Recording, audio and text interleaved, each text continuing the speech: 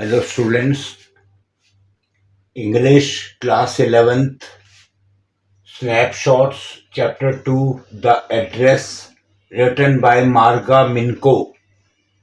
इसके चैप्टर के the address के समरी और इम्पॉर्टेंट क्वेश्चंस देने जा रहा हूँ। सबसे पहले हम समरी से शुरुआत करते हैं। समरी है इसकी, this is a moving story of a daughter who goes in search of her mother's belonging after the war. Holland में लड़ाई चल रही है, तो ये एक दिल हिला देने वाली स्टोरी है जो एक बेटी अपनी माँ की जितनी भी बिलोंगिंग्स है, माँ का जितना भी सामान है, उनकी सर्च के लिए निकल पड़ती है लड़ाई के बाद, after the war. In Holland की कहानी है ये। The narrator is the daughter of Mrs S. ये नरेटर, ये मिसिज एस की बेटी है। Who died during the war. Narrator की मदर हॉलैंड में जो वॉर चल रही थी उसमें मर जाती है। Narrator went to number 46 मार्कनी street to see Mrs Darling को देखने उसके घर जाती है। Who was an old acquaintance of her mother, जो इसकी माँ की पुरानी दोस्त होती है। All this was done with Mrs. S silent consent as Mrs. Darling wanted to save her things. Mrs. S खामोश रहती है, लेकिन मिसेस डॉर्लिंग उसका सारा कीमती सामान अपने घर में लाकर बचाने के लिए सेव करके रख लेती है। The narrator had seen Mrs Darling for the first time. Narrator अपनी माँ की मौत के बाद पहली बार मिसेस डॉर्लिंग के घर जाती है। ड्यूरिंग द फर्स्ट हाफ लड़ाई के पहले पार्ट में, फर्स्ट हाफ में ये मिसेस डॉर्लिंग के घर पहली बार जाती है। ऑफ द वार, लड़ाई के बाद पहली बार जाती है। She had come home for a few days. जब नरेटर छुट्टियों में कुछ दिन के लिए अपने घर आती है, and notice the change in the rooms, अपने घर के कमरों में कुछ चेंज देखती है।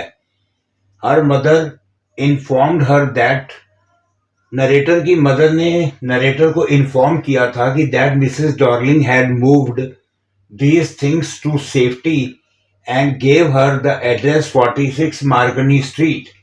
तो नरेटर की माँ ने मिसेस डॉर्लिंग के बारे में बताया था कि वो आई थी और घर की सारी चीजें सेफ्टी के लिए अपने घर ले गई है और अपना एड्रेस 46 मार्कनी स्ट्रीट दे गई। ये बात मिसेस एस अपनी बेटी नरेटर को बताती है।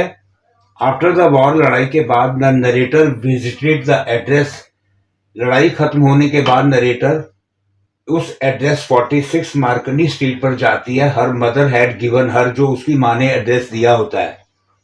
Mrs Dorling looked at the narrator.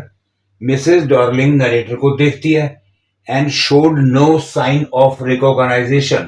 वो पहचानने का कोई भी साइन शो नहीं करती, ऐसा शो करती कि उसने उसको पहचाना ही नहीं है। She kept staring in silence, चुपचाप उसको घूरती रहती है। She saw that the narrator, वो ये देखती है कि narrator who had recognize her mother's, कि नरेटर ने उसकी माँ के आगे अभी एड्रेस वो आएगा जो कपड़े पहने थे उसने, उसको पहचान लेती है।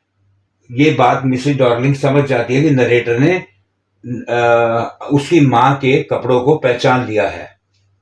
मिसेस डॉर्लिंग ने उसकी माँ का ग्रीन नेटेड कार्डिगन पहना होता है। She half hid herself behind the door. Mrs Dorling क्या करती है, दरवाजे के पीछे आधा अपने आप को छुपा लेती है। एंड रिफ्यूज टू सी हर, और नरेटर को देखने से और मिलने से मना कर देती है। After the first fruitless visit to Mrs Darling's house, पहली फ्रूटलेस विजिट यानी बेकार की विजिट, मिसेस डॉर्लिंग के घर में जो पहली विजिट होती है वो बेकार जाती है, क्योंकि मिसेस डॉर्लिंग इससे बात करना नहीं चाहती।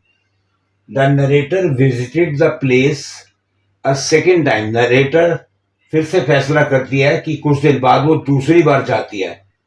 दिस टाइम, इस बार क्या होता है second time, a girl of about 15, एक 15 साल की लड़की ओपन द डोर, दरवाजा खोलती है टू हर, नरेटर के लिए।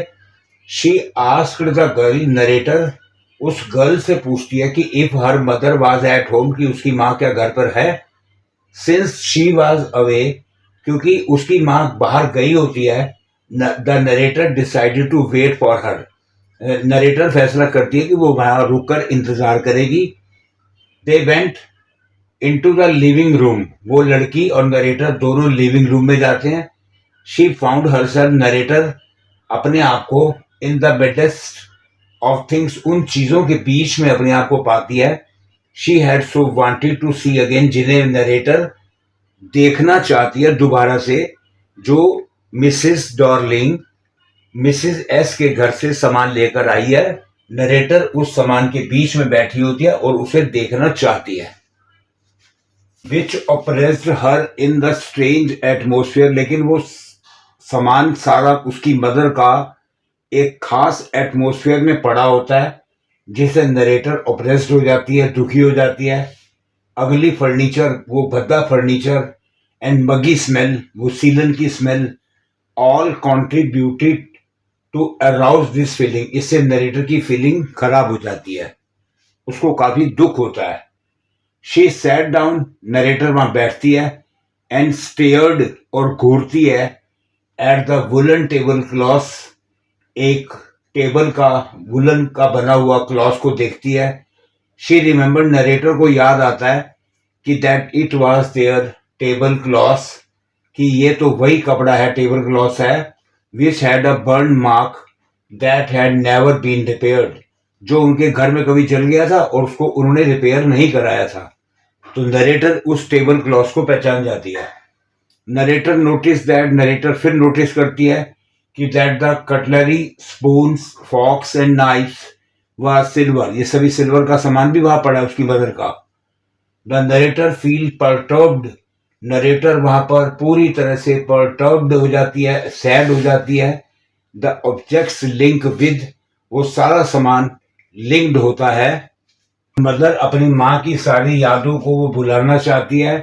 Arouse memories of her farmer life, उसके अंदर वो पुरानी लाइफ की सारी यादें ताज़ा होती हैं नरेटर के दिमाग में।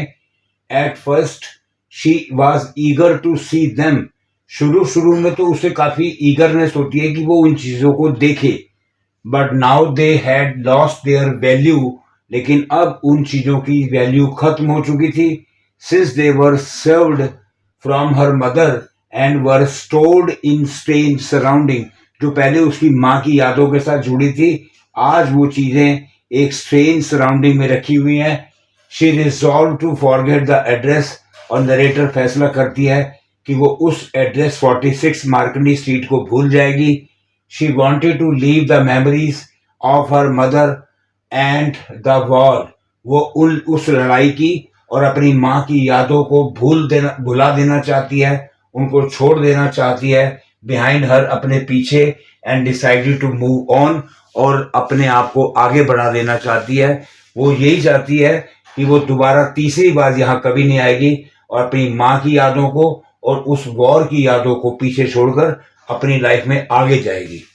इम्पॉर्टेंट क्वेश्चन का फर्स्ट क्वेश्चन है, हैव यू कम बैक, क्या तुम वापस आ गई। सैड द वुमेन, वो औरत मिसेस डॉर्लिंग नरेटर को कहती है कि तुम वापस आ गई। I thought that no one had come back, मैंने सोचा कि कोई नहीं आएगा। Does this statement give some clue about the story, क्या ये स्टेटमेंट स्टोरी के बारे में कुछ क्लू देती है। इफ यस, अगर हाँ तो व्हाट इज इट, वो क्लू क्या है। एक्चुअली मिसेस डॉर्लिंग ने सोचा कि वॉर में ये मर गए होंगे तो कोई नहीं आएगा। Second question, why did the narrator of the story want to forget the address, very important. बताओ इस कहानी की नरेटर मिसेस एस की डॉटर उस एड्रेस को क्यों भूल जाना चाहती है। Question 3, how did Mrs Dorling react when the narrator said I am Mrs S daughter, जब नरेटर ये कहती कि मैं मिसेस एस की डॉटर हूं तो मिसेस डॉर्लिंग का रिएक्शन कैसा होता है। Question 4, how did the narrator conclude that she was right, narrator कैसे कंक्लूड करती है कि वो सही जगह पर पहुंची है।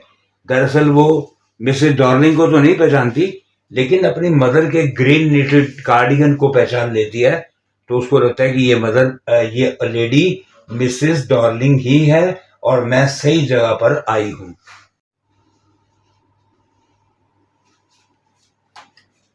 Question 5, what reason did Mrs Dorling give for taking away the precious belongings of narrator's mother? बताओ क्या रीजन देकर मिसेस डॉर्लिंग नरेटर की मदर का महंगा सामान लेकर चली जाती है, ये कहकर कि भाई वॉर हो रहा है और सारा का सारा सामान नष्ट हो जाएगा, बेकार हो जाएगा, इसलिए वो ये कहकर उनका सारा सामान नरेटर की मदर का अपने घर ले जाती है।